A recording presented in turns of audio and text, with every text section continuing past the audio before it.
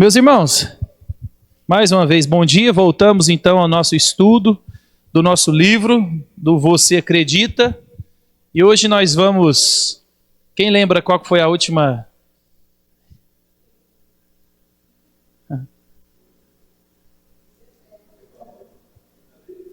Não, a última aula foi sobre o quê? Não, a última aula do livro.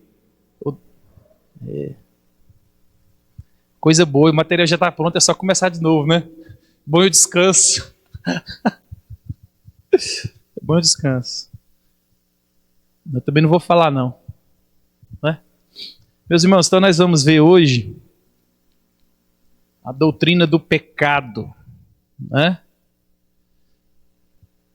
Essa coisa que eu e você fazemos, cometemos, essa coisa que nós somos. Né? Nós vamos ver um pouco sobre isso. Então nós vamos falar sobre a doutrina do pecado. Né? Vou abordar da maneira como o livro vem abordando. Não vamos entrar tão profundamente na teologia, vamos mais na aplicação para a gente ir trabalhando essa questão mais prática. Né? Porque a gente não vai cansar de ver isso aqui. Então, doutrina do pecado, trouxe essa imagem aí para nós lembrarmos de onde tudo começou. Todo mundo gosta de fazer a gravura, todo mundo coloca a maçã, né? O povo gosta de maçã, mas ninguém sabe qual era o fruto, não. Mas não importa, importa que essa cena complicou minha vida, complicou sua vida, de maneira tal que até hoje a gente...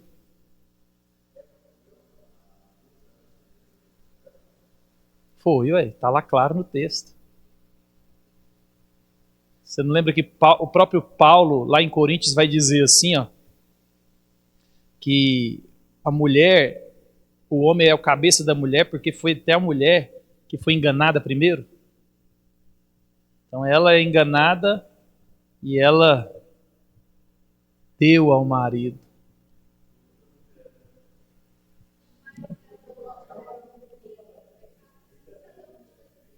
Estava tudo resolvido, ué. Quem que era o chefe? Quem que era o chefe? Ué. Não, ele não poderia, não, ele deveria. Não, ele estava... Tem autores e comentaristas que vão dizer que por causa da...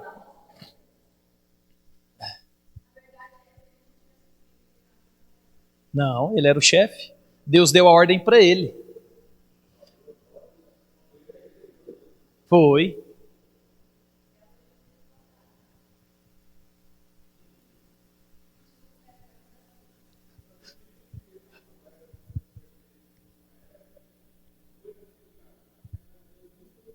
Claro.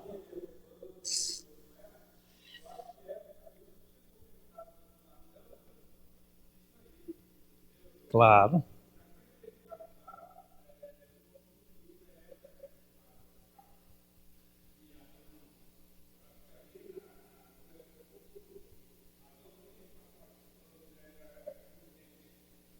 Claro. A serpente, ela seduziu, né? A Bíblia, ela não vai falar sobre cronologia. Então, nós não sabemos quanto tempo isso durou. Mas Tiago vai falar para nós como que funciona essa dinâmica, né? Então, o diabo, ele vai seduzindo a mim e a você de maneira tal que uma hora ele acha a isca certa, do jeito certo, e aí é só dar aquela confirmada. Né? Então, o texto do hebraico, os comentaristas vão dizer que a construção dele, o tomou e deu ao marido, é a ideia de que ele estava do lado dela. Né? Então, assim, alguém... É até difícil da gente usar algumas palavras, porque a gente vai se referir ao homem antes da queda em estado de perfeição.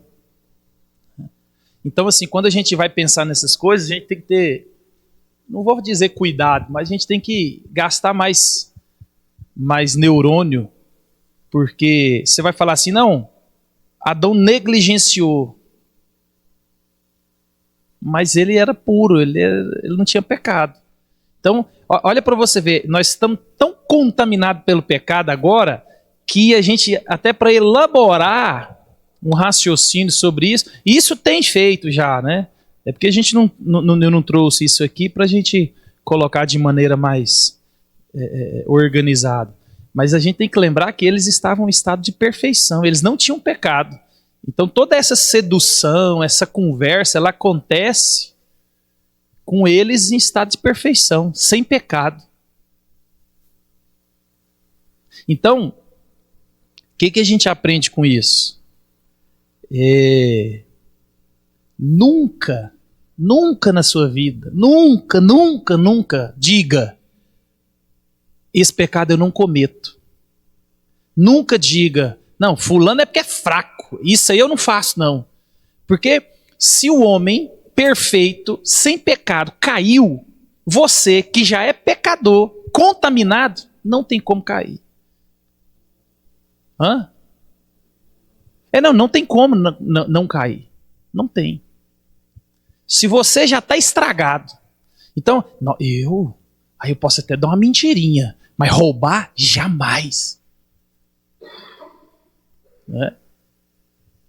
A gente faz coisas que, se eu e você pudéssemos, eu fico pensando, se Deus pudesse colocar minha vida e a sua assim, nos slides, e colocar todo mundo que a gente gosta, no trabalho, na família, né, pessoas que a gente gosta de arrotar, nossa santidade, nossa, né? Às vezes a gente gosta de falar que a gente é bom marido, bom pai, bom em tudo que a gente faz, e gosta de apontar o dedo para os outros. Eu fico pensando, Deus colocar todo mundo assim, não, e Deus vai fazer isso, viu? Lembra disso, isso vai acontecer. Mas Deus colocar assim, no ar-condicionado, todo mundo junto aqui, falar, fulano, vem cá. E ele começar a passar os slides da sua vida, olha isso aqui. Ei, meu irmão. E aí todo mundo olha para você e fala, você fez isso? Você? Aí, você fez. Você fez. Então, essa imagem nos lembra, pelo menos é aquilo que a gente tem de memória, né? O desenho que a gente faz da mente, a cena no Éden. E por causa disso, nós estamos presos, amarrados. Né? A nossa condição agora é, prisioneiros do pecado. Isso é terrível, meus irmãos. Nós vamos perceber aqui a malignidade dessas coisas. Nós vamos perceber aqui que essa desobediência, às vezes a gente pode pensar assim, mas a Bíblia fala que a árvore era boa, o fruto era bonito, só por quê? Mas, meus irmãos, a gente tem que pensar nas categorias bíblicas. Alguém infringiu a ordem, alguém se rebelou contra um Deus santo, amoroso, puro. Então isso não é qualquer coisa. O pecado é algo gravíssimo, gravíssimo, gravíssimo, gravíssimo. Eu gosto da imagem de Isaías. Ele vai dizer que os anjos tampavam os olhos. Já viu? Anjo não é um ser santo. Está na presença de Deus. E a Bíblia vai dizer assim que eles tinham 6 asas, com 2 batiam, e com outras 2 eles cobriam o rosto. Tamanha a santidade de Deus. Eles estavam na presença de Deus e eles não olhavam para o próprio Deus. Tamanha a santidade de Deus. E às vezes nós pensamos assim, mas uma mentirinha. Mas é só isso aqui. Isso aqui, meu irmão, é gravíssimo diante de Deus. Requer arrependimento meu e seu constante. Então a natureza do pecado. Então a declaração de Deus em cada etapa da criação foi que isso é bom. Hoje, porém, não vemos toda essa bondade. O mundo existe numa condição caída e o observamos como pessoas caídas. Então, lembre sempre disso. O mundo existe numa condição caída e toda a minha avaliação e sua disso tudo é uma avaliação imperfeita, caída e contaminada pelo pecado.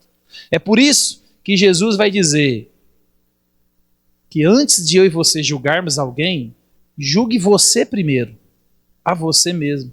Porque nós temos uma facilidade de julgar o outro com justiça e nós com misericórdia. Nós temos uma facilidade de pegar o mesmo pecado no outro e maximizar, colocar chifre, e em nós é justificável.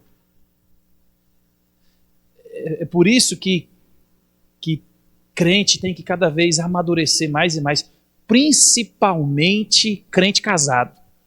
Eu estava escutando o Anderson Silva, e escutar o Anderson Silva, às vezes, ele te coloca para pensar em coisas. Aí ele fala assim, eu não oro mais por casais crentes. Se chegar no meu gabinete e falar assim, pastor, orar por... Não. Se eu tiver que orar por vocês já estão em desobediência. Eu não tenho que orar por casais crentes. Se vocês estão passando por isso, é porque vocês estão em desobediência contra Deus. Porque, principalmente no casamento, nós temos a tendência de colocar o outro como um demônio e nós como um anjo. Ele faz, ela faz, e ele, né? Ele que é o outro, né? Não o do sexo masculino. Né? E aí ele, ou essa pessoa faz isso, isso e isso, e nós somos vítimas. Porque por causa disso, por causa daquilo. Mas é porque nós não entendemos que essa avaliação é pecaminosa, e nós achamos que nós somos um bom marido, uma boa esposa, e o outro que é o problema do casamento. Nós estamos assim por causa do outro. E a gente esquece que nós também temos uma avaliação caída. Então, muita coisa está desesperadamente errada em nosso mundo e muitos problemas que enfrentamos são um resultado direto da queda da humanidade. Então, tudo que a gente vive hoje, meus irmãos, é em consequência dessa rebelião. Nós nos rebelamos contra Deus e os efeitos estão aí.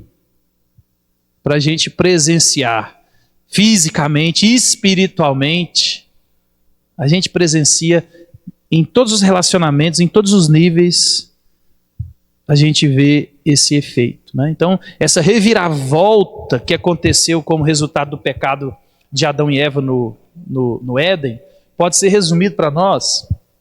O Sproul, ele vai dizer que nós vamos resumir isso em duas palavras, alienação e estranhamento. Então, alienação e estranhamento. Ambas as palavras são importantes para o entendimento bíblico da salvação, porque a salvação ela é articulada na Escritura em linguagem de reconciliação. Então lembra, Deus colocou o homem no jardim, ele fez um pacto com esse homem, né, o pacto das obras, né, na teologia. Então, esse homem, ele desobedeceu a Deus, ele quebrou esse pacto. Então, toda a linguagem de salvação agora, ela envolve essa reconciliação. Alguém virou as costas para Deus. Alguém rompeu esse relacionamento. Então, é Deus então agora que tem que reconciliar. É por isso que essa ideia de você aceitar a Jesus, você buscar a Deus, isso não existe. Nós, a partir do momento que Adão pecou, rompeu esse relacionamento, nós morremos espiritualmente e a nossa incapacidade de nos voltar para Deus. Então o homem não tem mais condição. É por isso que na história da revelação é Deus é quem promete, é Deus é quem faz, é Deus é quem vem, é Deus é quem morre, é Deus é quem faz tudo. Então essa ideia de que eu posso me voltar para Deus quando eu quiser, eu converto a hora que quiser, não converte. Não converte. E a gente está cansado de ver falsas conversões. Você quer ver como é que a gente vê uma falsa conversão? É quando Deus coloca um problema na nossa vida. Deus coloca um problema grave na nossa vida, a gente volta para a igreja, a gente apruma, né? Mas aí depois o problema resolve, o medo passa, Passa um dia, 10 dias, 20 dias, 6 meses, você olhou para um lado, olhou para o outro, não tem mais perigo, você afrouxa. Então, isso demonstra que não foi um arrependimento, não foi uma conversão, foi simplesmente medo de ir para o inferno. Então, tem muita gente na igreja que está só com medo de ir para o inferno. Isso não é arrependimento genuíno. Eu estou com medo de ir para o inferno, e ir para o inferno não é um bom negócio. Então eu vou ficar aqui. Se aqui me tira do inferno, é porque a gente ainda não entendeu isso. Então a reconciliação ela é necessária somente onde há esse estranhamento e alienação. Então imagina, no Éden existia um relacionamento perfeito entre Deus e o homem. Depois do pecado, agora tem um estranhamento, essa alienação, essa separação. Então, muitos dos primeiros capítulos do Antigo Testamento descrevem essas raízes históricas desse estranhamento. Então, primeiramente, o Antigo Testamento nos mostra que há um estranhamento entre o homem e a natureza depois da queda. O pecado não é apenas um problema humano, ele trouxe reviravolta a todo o cosmos. Então aquela ideia de que, não, eu vou fazer isso aqui, ninguém tem nada a ver com a minha vida e... Olha só, todo mundo sofreu, todo mundo recebeu, todo mundo foi afetado pelo pecado. Então esse estranhamento não é só de Deus e o homem, mas é do homem e da natureza. Olha o que Paulo vai dizer em Romanos, né? Sabemos que toda a criação a um só tempo geme e suporta angústias até agora. E não somente ela, mas também nós, que temos as primícias do Espírito e igualmente gememos em nosso íntimo, aguardando a adoção de filhos, a redenção do nosso corpo. Então, imagina, Adão e Eva, ao receberem o domínio da criação, e por isso, quando eles caíram, a corrupção deles afetou tudo que estava dentro dos limites do seu domínio. Então, tudo aquilo que estava dentro da responsabilidade do homem foi afetado pelo pecado. Tudo. Então, primeiramente, o pecado causou esse estranhamento do homem com a natureza. Em segundo, a alienação entre Deus e o homem. Então, como resultado da queda, estamos por natureza no estado de inimizade para com Deus. Então, por causa da queda, toda a raça humana está em inimizade contra Deus. São inimigos de Deus. Às vezes as pessoas falam, mas Deus não é amor, Deus não ama. Lembra, Deus, meus irmãos, Ele ama a criação, Ele cuida da criação, Ele sustenta a criação, chove na roça do ímpio, chove na roça do justo. Deus cuida da sua saúde, da sua família, Deus cuida da família do ímpio, do justo, porque realmente a essência, um atributo de Deus é amor, mas esse amor relacional, esse amor íntimo, Deus só tem com o seu povo. Então, nesse sentido, Deus odeia essas pessoas.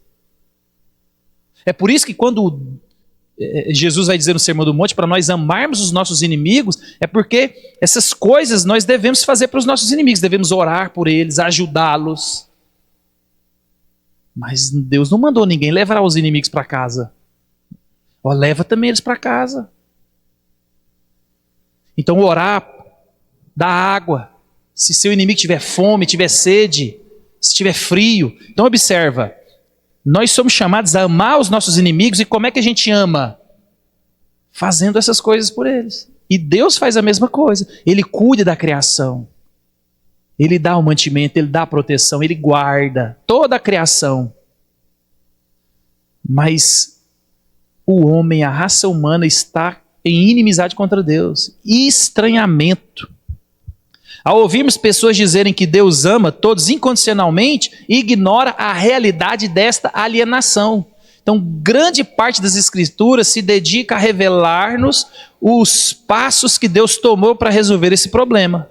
Então, o alvo da separação é realizar a reconciliação de partes estranhas e alienadas. Sem reconciliação permanece a alienação, a separação. Então você chegar e evangelizar aquele pervertido e falar assim: Jesus te ama, tem um plano maravilhoso para você. Meu irmão, isso não é toda a verdade. Por isso que está cheio de gente, principalmente no Brasil, que continua vivendo uma vida de pecado e alienado de Deus. Porque contaram só a primeira parte. Continuam ainda separados de Deus. Se morrerem hoje, vão no inferno. Vão tranquilamente, sem medo de ser feliz. Porque as pessoas ignoram essa realidade. Ignoram essa verdade. Toda a raça humana está separada. É inimigo de Deus. E não é um bom inimigo para a gente ter. Né? Então, olha o que Paulo vai dizer lá em Romanos. Todos se extraviaram e juntamente se tornaram inúteis. Não há um sequer, não há quem faça o bem. Ninguém. Pastor, mas tem um nenenzinho, nossa, que belezinha. Você olha assim, mas é um príncipe, é uma princesinha. Pecador. Lembra sempre disso, o neném morde o peito da mãe, ele dá tapa na cara da mãe. Neném faz isso. Faz, porque eu tive 3 lá em casa. Se você contrariar eles, eles agem por instinto. Eu acho que vai.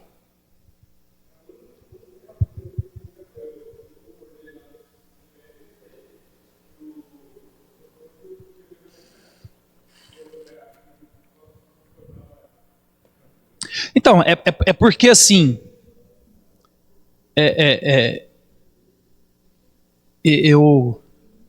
eu entendi isso agora depois que eu li o livro do Spurgeon, chama Pescadores de Criança. Mas Deus não seria injusto, hora nenhuma, se Deus colocasse no inferno uma criança que acabou de nascer.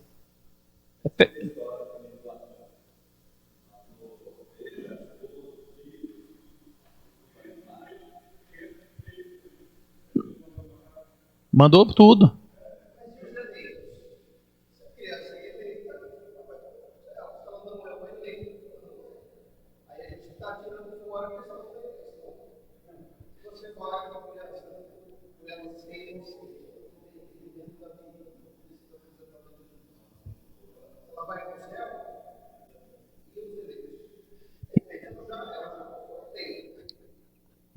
Você está vendo?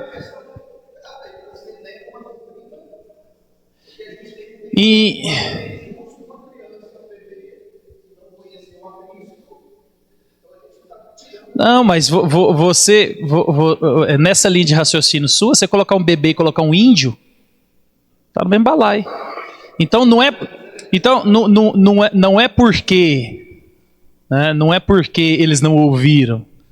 Né, o argumento teológico desse grupo está mais ligado ao estado de inocência. Né, então essa criança, ela não tem condição de entender e discernir o que acontece. Mas você vai achar bons e grandes teólogos que vão colocar todo mundo no inferno, sem medo de ser feliz. E você vai achar um grupo também que vai colocar essas crianças, vão colocar os deficientes físicos, mentais, nesse balaio também. Então assim, a argumentação ela é boa para os dois lados. Né? Porque você pensar em eleição, você lembra que eu e você, nós não temos o poder de saber quem é eleito ou não. Entendeu? Então a gente fala assim, não, mas o eleito vai e o eleito não vai, é um argumento muito simples, porque todo eleito de Deus, ele vai para o céu.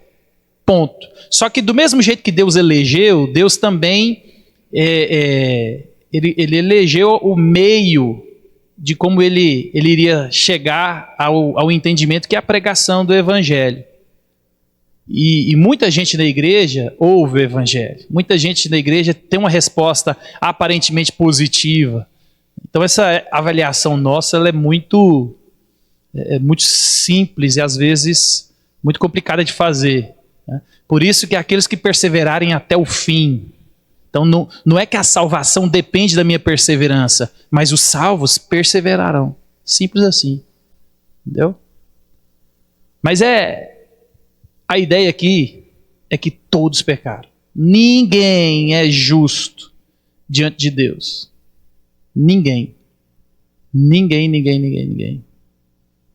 Então, você achar que Deus é injusto quando Deus faz qualquer coisa, é um pecado contra a santidade, contra o amor, contra a bondade de Deus.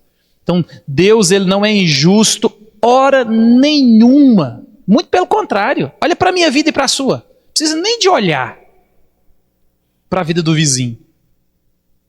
Eu e você, se nós pudéssemos corrigir e nos punir, nós já faríamos algumas coisas conosco. Agora imagina o próprio Deus. E Ele não faz, por sua graça, misericórdia e bondade, Deus nos suporta. Então, por causa de Cristo Jesus, Deus tem nos suportado. É por isso que Jesus, meus irmãos, Ele sofreu toda a punição do pecado. E aí a longanimidade, a bondade de Deus, é que essa paciência tem se estendido, a porta da graça ainda está aberta, mas vai chegar um dia onde não mais, né? Então Paulo vai dizer lá em Colossenses: e vocês que no passado eram estranhos, inimigos no entendimento pelas obras más que praticavam, agora porém ele os reconciliou no corpo de sua carne. Então ele quem?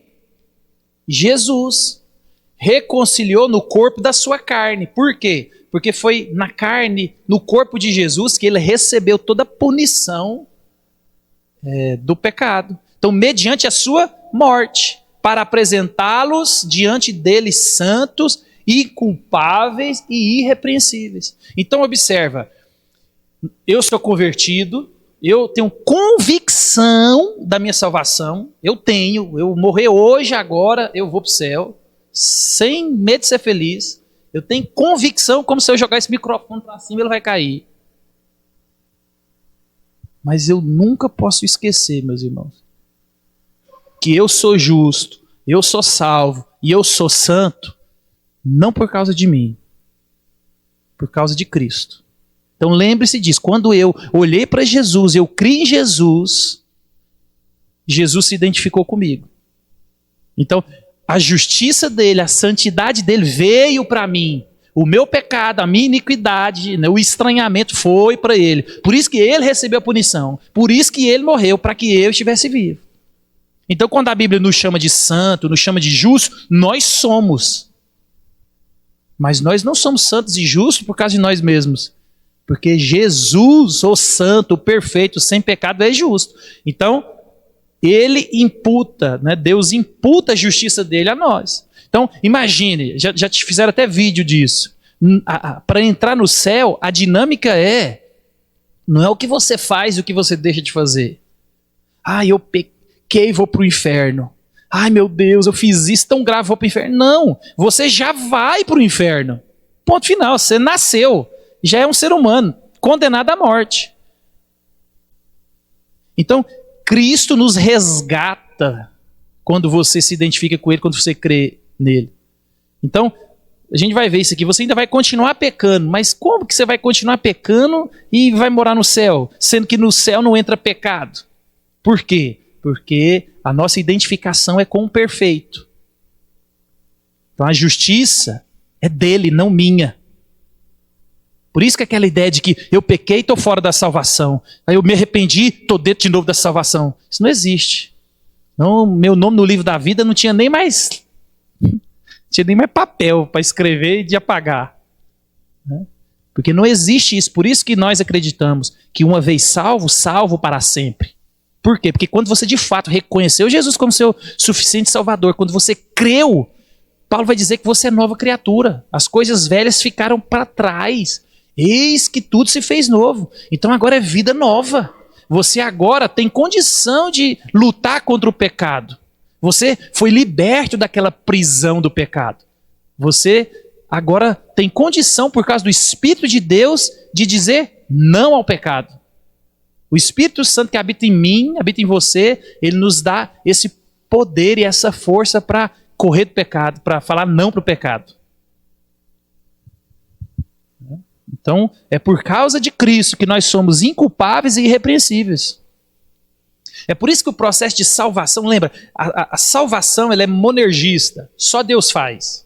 Então, aquela ideia de que se eu me arrepender e pedir perdão, Deus me perdoa. Tem gente que, tem até algumas construções do texto bíblico, traduzido para o português, dá essa impressão, né? O próprio oração do Pai Nosso. Perdoa as nossas ofensas, assim como nós perdoamos quem nós temos ofendido. A ideia ali, quando você olha no português, do jeito que é conceito, parece que o Senhor me perdoa porque eu tenho perdoado as pessoas. Mas quando você olha para as bem-aventuranças, os misericordiosos verão a Deus, os pobres de espírito. Então, os misericordiosos são quem? São quem entendeu a misericórdia recebida e não tem como não estender a misericórdia. Então imagina, quando você entendeu a sua ofensa contra Deus, o tamanho do seu pecado contra Deus, ninguém tem condição de te ofender mais do que você ofendeu a Deus. É por isso que os misericordiosos sempre estendem perdão. É por isso que eu perdoo. Não é porque eu sou bom, não. É porque quando eu olho para o que Deus fez comigo, eu sou constrangido e em amor, uma resposta natural minha, eu te perdoo. Por mais grave e doído que você tenha cometido algo contra mim, eu vou perdoar. Porque quando eu olho para o que Deus fez para mim, não tem como. Né? Então, em primeiro, esse estranhamento do homem com a natureza. E em segundo, esse estranhamento, essa alienação do homem contra Deus. E em terceiro, há uma alienação, essa separação entre quem?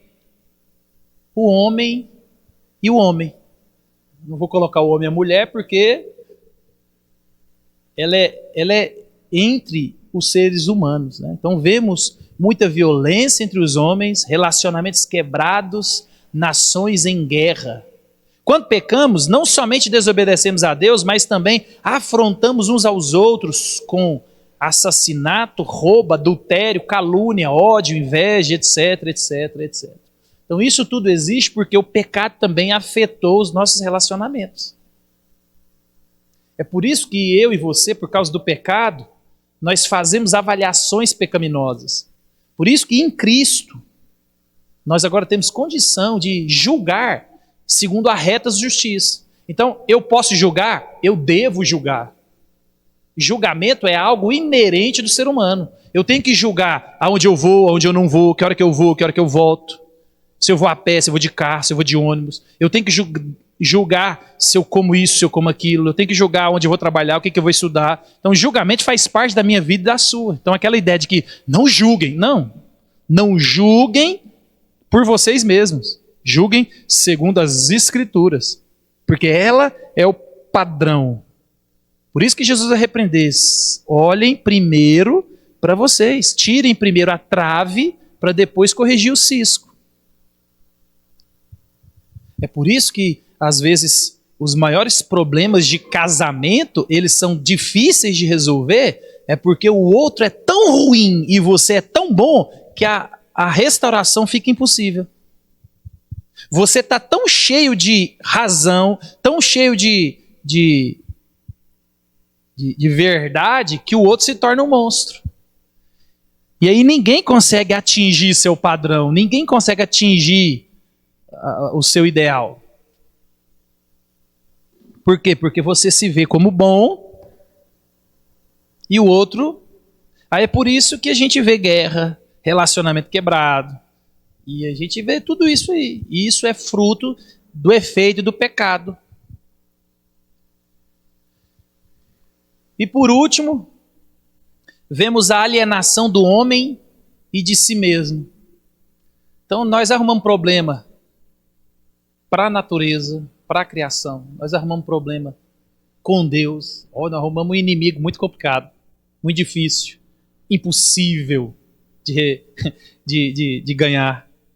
E nós arrumamos um problema com o homem e nós arrumamos um problema com nós mesmos. Então, na queda, nos tornamos alienados não somente de Deus, de outras pessoas, mas também de nós mesmos. Você já viu aquela ideia, né, que a psicologia, ela no decorrer dos anos, ela pegou esse negócio, os coach, então pegou esse negócio, a questão da autoestima. Autoestima baixa, eu me vejo como um coitado. Dia, céus, azar, eu me odeio, eu não presto para nada, eu não sirvo para nada, eu sou tão mal. Eu odeio a mim mesmo. Eu tenho que me perdoar, pastor. Já vi isso. Então tudo foi afetado pelo pecado. Nada, meu irmão, nada está isento da doença do pecado. Nada. Se eu e você sempre lembrarmos que quando nós encontrarmos com alguém, outra pessoa, nós estamos nos relacionando com um pecador, a gente já resolveu 50% dos nossos problemas. Quando a gente entender que nós somos pecadores, nos relacionando com outros pecadores, a gente vai começar a caminhar na direção certa. É por isso que Paulo, lá na carta de Efésios, no capítulo 6, ele vai dizer assim, como que é agora? Esqueci. A nossa luta não é contra carne nem sangue, mas contra principados e potestades. Então a nossa luta, ela é espiritual. O seu problema não é o seu marido, a sua esposa. O seu problema não é a doença. O seu problema não são coisas. Nosso problema, ela é espiritual. Nosso problema é a doença do pecado. Porque toda essa malignidade, todos esses efeitos do pecado, meus irmãos, tem data de validade. Tem data de validade. Você vê aí pessoas desesperadas para receber cura física, desesperados para receber restauração de vida financeira, restauração do casamento. E isso é bom e deve ser buscado, sim. Mas a maior bênção, o maior milagre é a restauração e o milagre da ressurreição. Porque essa é eterna. Porque Deus pode te curar de um câncer terrível, terrível. Você está desenganado, destruído, Deus te cura. Mas amanhã você pode morrer atropelado. Agora, a salvação não. A salvação é uma eternidade junto com Deus. Você está entendendo? Porque a gente ama demais essa coisa aqui. E o pecado fez isso conosco. Então, o pecado, ele afetou tudo. Então, o que é pecado? O N. Gruden ele vai dizer que pecado é deixar de se conformar à lei moral de Deus, seja em ato, seja em atitude, seja em natureza. Então todos pecaram e carecem da glória de Deus. Todo mundo. Então a palavra grega para pecado aqui é hamartia. Então é uma palavra que vem de um contexto de arquearia, especificamente quando o arqueiro errava o centro do alvo. Então lembra, arquearia, o flecheiro. Então essa é a ideia de errar o alvo. Então olha o que João vai dizer para mim e para você. Todo aquele que pratica o pecado transgride a lei, porque o pecado é transgressão da lei de Deus. O próprio João vai dizer, aquele que diz não tem pecado é mentiroso e ainda faz Deus de mentiroso. Porque Deus falou que todos pecam. E quando você fala, não, eu não peco não. Eu não tenho pecado, não. Você está falando que Deus é mentiroso, olha. Então todo mundo, meu irmão. Todo mundo. Todo mundo. Então imagina. Não tem como eu e você correr do pecado. Não tem como. Então, entendendo um pouco a doutrina do pecado. Então, na realidade, existem apenas dois grupos de pessoas quando se trata do drama humano. Que drama humano é esse? O pecado. Os que colocam as suas esperanças em sistemas humanos de redenção e os que percebem que a esperança humana requer um redentor. Uma das tristes consequências do pecado é o fato de que o pecador comum carrega consigo pouca ou nenhuma consciência ou compreensão do pecado e nenhum sentimento de culpa. Então lembra, 2 grupos de pessoas. Aqueles que têm consciência e aqueles que não têm consciência. Aqueles que entendem a necessidade, eu preciso de um redentor. E aqueles que acham que não precisam e aí fazem deles mesmos o seu próprio salvador. Então, as pessoas não pensam nos males do mundo como consequências do pecado. As pessoas não veem isso. As pessoas olham, né, esse grupo de pessoas que não vê e não tem essa clareza espiritual, elas não vê que tudo isso que acontece é fruto e consequência do pecado. As pessoas não olham para o que acontece na minha vida, nos meus relacionamentos, como fruto do pecado.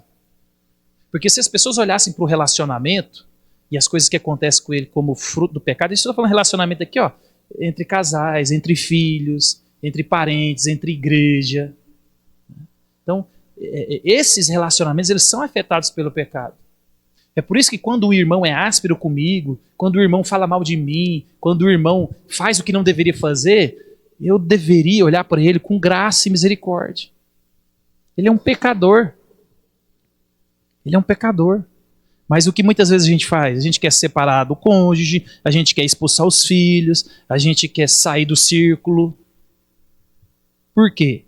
Porque o pecado fez isso comigo e com você. Alguém me contrariou, você quer excluir. Aí você quer sair da igreja, você quer sair do... Né? Você só não sai do trabalho. Por quê? Porque você julga que dinheiro é mais importante. Tem gente que já trabalhou para um desgraçado de um patrão, certeza. E você ficou lá firme, aguentando tudo. Por quê? Porque eu trabalho, eu preciso do dinheiro. Mas o cara não aguenta a mulher brigar com ele, o marido brigar com ela. Então, olha para você ver, o pecado fez isso, ele inverteu os valores, e lembra, o pecado fez com que eu e você sempre pensássemos em quem primeiro? Em nós. Então, em nós. Então, se eu e você olhássemos para isso tudo e lembrássemos que o pecado afetou tudo isso, problema de relacionamento, o problema na política, a criação de leis, o cuidado das pessoas, as justiças, as injustiças sociais. As pessoas acham que a redenção é através da política. A gente tem visto isso aqui no Brasil. Rapaz, eu não sei o que aconteceu no nosso país, que depois de 2018 virou uma chave no nosso país, que todo mundo acha agora que a redenção é a política. Aí o grupo agora aumentou, o esquerda e direita, e não, então vota nesse político aqui que agora vai melhorar. Meu irmão, para com isso. Não seja inocente. Eu não vou falar nem... Gente, é tudo vagabundo. É tudo farinha do mesmo saco. O cara que gasta 50 milhões, 30 milhões, 5 milhões para ganhar 100 mil, 200 mil, tem alguma coisa errada. Não, gente, mas às vezes as pessoas... Então lembra, esse mundo é dividido em 2 grupos. E a pessoa que não tem entendimento, ele busca essa redenção, essa resolução de problema através do relacionamento, através da política. E não consegue perceber o efeito disso. Não consegue perceber na política. Por exemplo, por que o cara ganha lá 100 mil reais? O cara que, imagina, a sua função é proteger, é guardar, é vigiar. Igual, por exemplo, a função do vereador é fiscalizar. Quantas vezes você viu o vereador bater ponto lá no hospital? Quantas? Você chegou lá e o hospital... Ô, bora! Quantas vezes você viu o vereador chegar lá de madrugada no hospital e falar, uai, tá doido? Bora! Bora! Quantas vezes você viu ele ir nos bairros onde cobra esgoto sem ter esgoto? Então, mas o cara, ele recebe seus milhares de reais, fora o que entra para ele aprovar leis que beneficiam alguns. E isso tudo é efeito do pecado. Mas a gente acha que não. Agora o Trump, aí ano que vem, né, Aí vai vir o Tarcísio ou o Bolsonaro. E agora vai ficar bom de novo. Olha, meu irmão, né? A gente olha para o comportamento das pessoas e a gente não consegue perceber que isso tudo é efeito do pecado. Vício, escolhas. Então a pessoa, ele põe um filho no mundo e abandona. Gente, olha, você já parou para pensar nisso? Que terrível. O cara põe um filho no mundo e abandona o filho. A pessoa que vicia em pornografia, que abusa de uma criança, abusa. Meu irmão, essa erotização que a gente tem visto. Gente, é terrível. Nós somos o povo mais erotizado. E eu posso falar isso agora com mais propriedade, porque as minhas pesquisas no Netflix, que eu assisto agora esses seriados e filmes de todos os lugares. Gente, o americano, latino-americano, eles são perversos sexualmente. É terrível.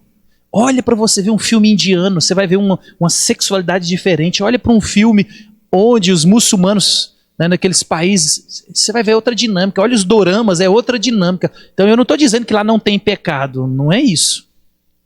Mas eu estou dizendo que a arte, a cultura, ela evidencia o estado da nação. Olha, o cara escutar funk. Gente, quem escuta funk tem problema mental, grave.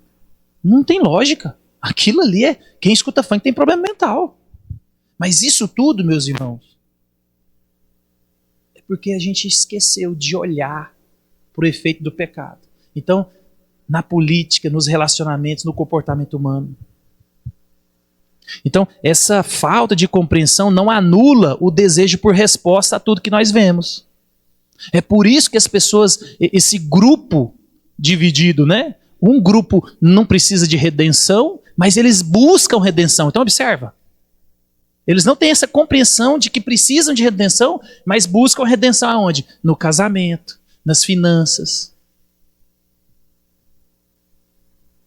Quantas pessoas que você ouve aí na internet que conseguiu se dar bem na vida?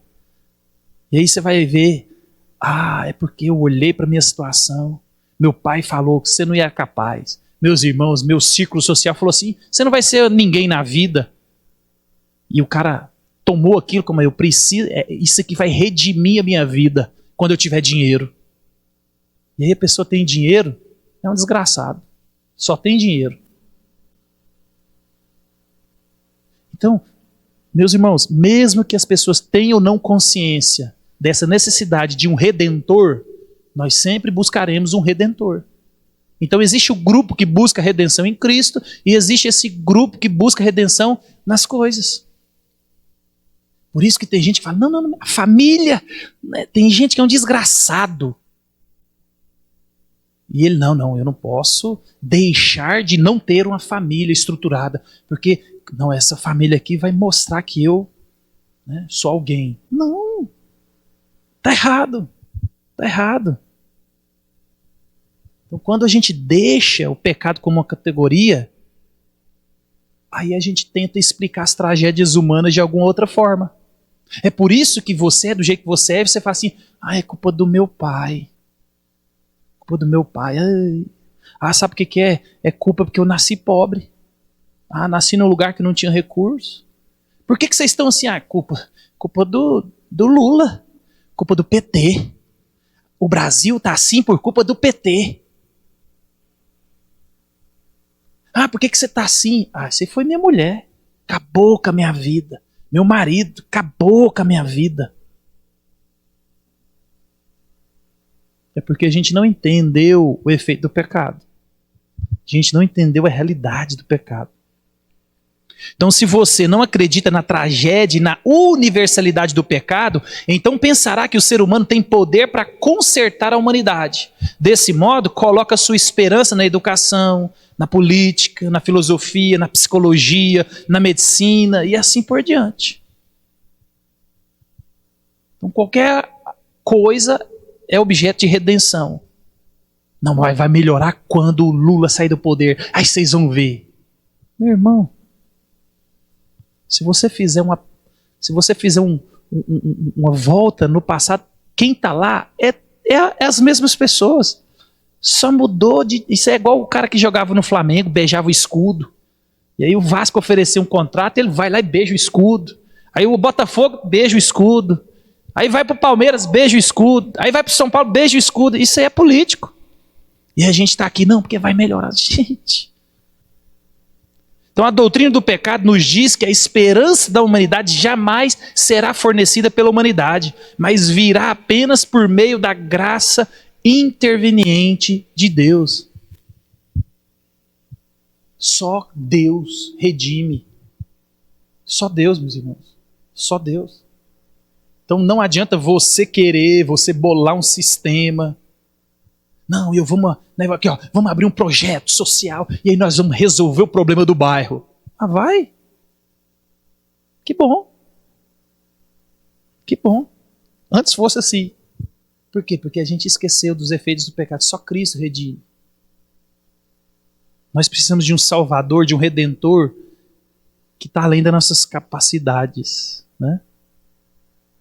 Então essa verdade é uma das grandes linhas divisórias, meus irmãos. Então se você acreditar nela, isso mudará fundamentalmente a maneira como você vê a si mesmo e aquilo de que precisa, o que pensa sobre o sentido e o propósito da vida, sua visão de certo e errado, sua perspectiva sobre o que é verdadeiro ou falso, onde você busca consolo e força, o que é importante para você e o que não é, e onde há esperança verdadeira, firme, duradoura pode ser encontrada.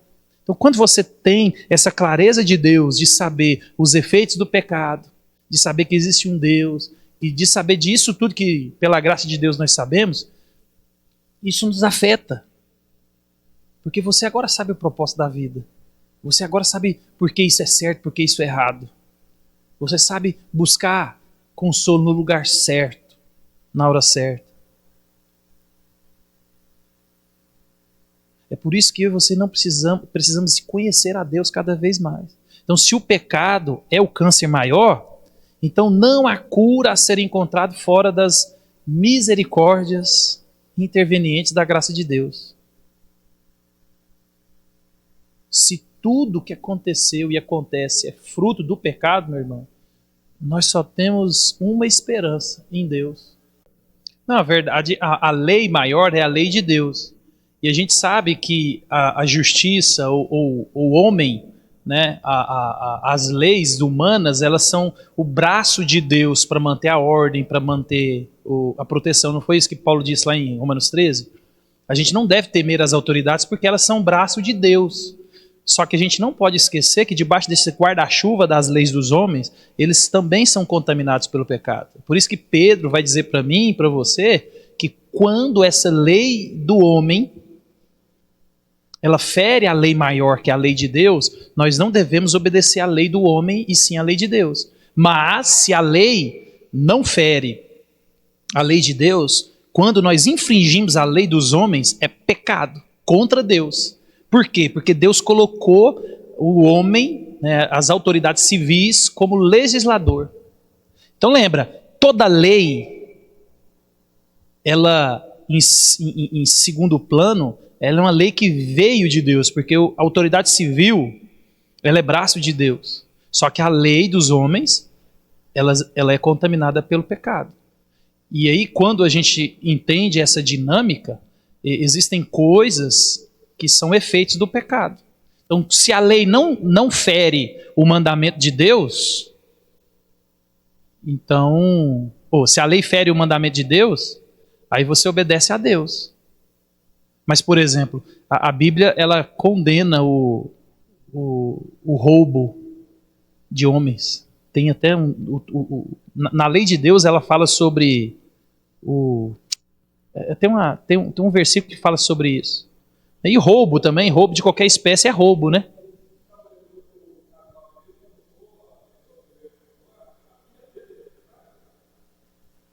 Então, mas lembra, a lei dos homens proíbe aquilo.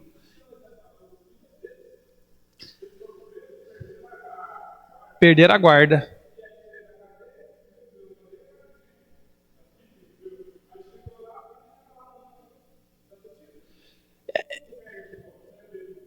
Não, mas Lembra, a gente não vai tirar a paternidade. Meu pai é meu pai o resto da vida.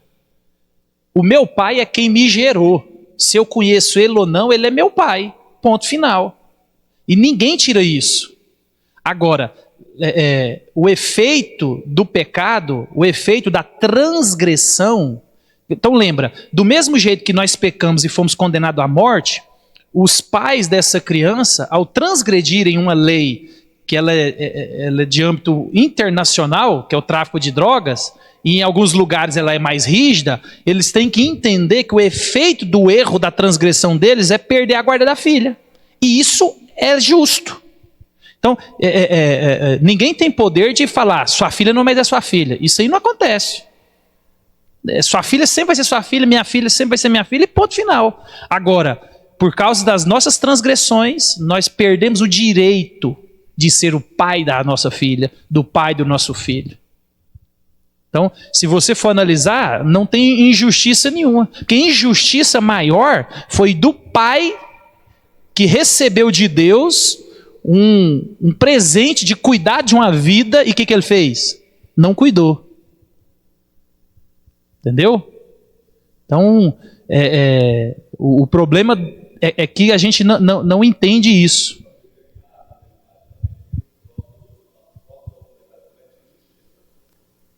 Claro. Mas lembre disso. Mesmo que as autoridades cometam injustiças, ela é o braço de Deus. Então lembra, qual que é a linha divisória? Se a lei dos homens não fere a lei de Deus, a lei dos homens vale como lei de Deus. Porque os homens ou as autoridades são braço de Deus. E mesmo que eles cometam injustiça, lembra, quem que é o nosso justificador, o nosso justo juiz? Então, a gente vai ver prisões desnecessárias. Nós vamos ver injustiças.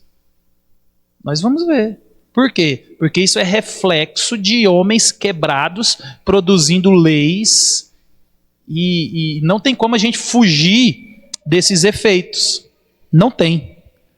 Não tem. O problema é que a gente sempre, e isso é efeito do pecado, nós sempre queremos não assumir a responsabilidade e não sofrer os danos dos nossos erros e dos nossos pecados. Entendeu? Então, se a gente for analisar bem essa situação específica, a justiça agiu com justiça para com a criança, que foi injustiçada pelos pais. Entendeu? Olha, a justiça que olha para você ver, a justiça que é uma justiça quebrada, influenciada pelo pecado, ela tentando consertar o inconsertável, porque tem como consertar uma criança que foi privada da companhia dos pais.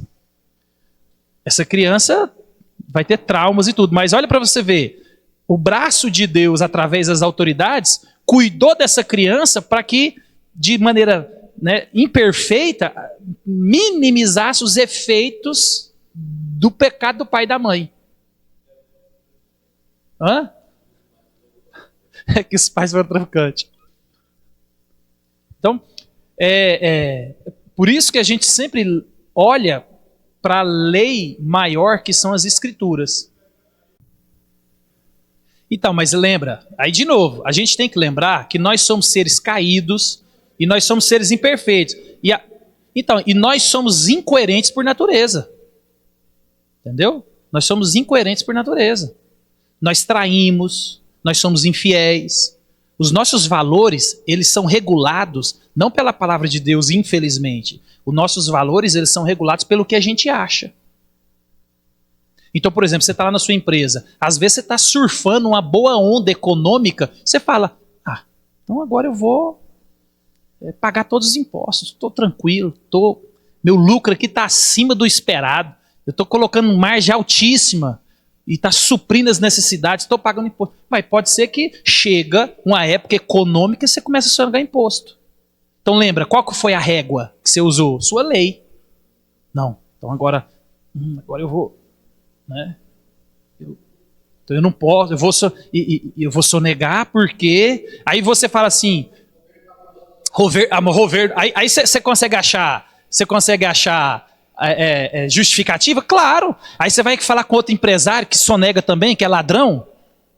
E aí, rapaz, ele, não, você está doido. Olha lá o Lula, está arrebentando a Petrobras, está arrebentando a economia, eu vou dar meu dinheiro para ele.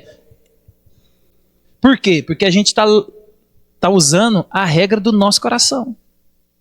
Então, quando convém para mim, eu sou isso, eu sou aquilo. Quando não convém, eu sou isso e sou aquilo.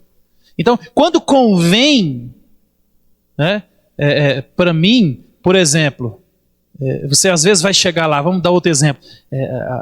Hoje nem tanto, mas ainda acontece. A filha aparece grávida do seu amigo. E aí ele quer matar ela, ele quer expulsar ela de casa. Ele quer dar uma coça nela. Aí você fala, rapaz, para com isso. Ela é jovem, ela errou, nós erramos também. Acolhe ela. Mas aí, amanhã aconteceu na sua casa. E aí você vai lá e dá uma pisa, a coça, manda a mãe embora. Entendeu? Por quê? Porque a nossa régua não é as escrituras. É a lei do nosso coração. Por quê? Porque o pecado fez isso. Então, o pecado é esse câncer, essa doença que não tem cura. Não tem cura. Porque só uma pessoa pode resolver o problema. E resolveu. Jesus. A única esperança, meus irmãos. A única esperança. Eu vou parar nesses slides aqui para a gente não ultrapassar o... Eu fiquei receoso de colocar uma imagem de Jesus aqui, porque, né, é complicado esse negócio de você ferir o quarto mandamento, não está ferindo o quarto mandamento, é complicado, né? Mas eu coloquei ela, sabe porque tem a imagem da cruz ali atrás? E aí a gente não está preocupado com a pessoa em si aqui, mas com a cruz. Então, meus irmãos, Jesus é a esperança, Jesus é a resolução do problema do pecado. Ele é o filho da mulher que haveria de nascer. É a promessa do Salmo 91. Pisará a serpente, o leão, esmagará. Então, a promessa era dele. Ele que tinha condição e fez. Ele pisou em Cristo.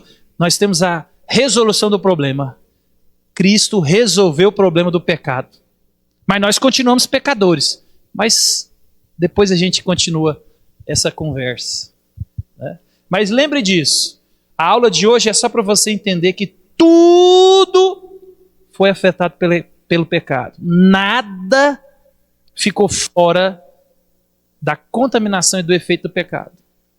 Então lembre-se disso. Nós precisamos de um redentor, que é Cristo Jesus. Ninguém redime o que aconteceu por causa do pecado.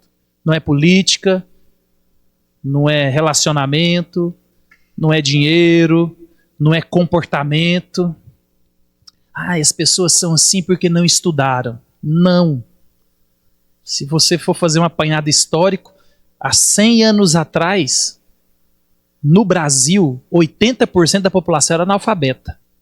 E moralmente, eu acho que era melhor. Se você for até o século XVI, 80, 90, acho que mais, 90% da população também não tinha instrução. Mas moralmente eram pessoas melhores. Então, lembra disso. O problema não é porque você não estudou, não é porque você teve aquele pai, o problema não é o lugar que você nasceu, o problema não é isso. O problema é o pecado. O problema foi quando resolveram desobedecer e afrontar Deus. E só Jesus, meus irmãos, só Jesus, solos Cristos. Amém? Depois a gente continua.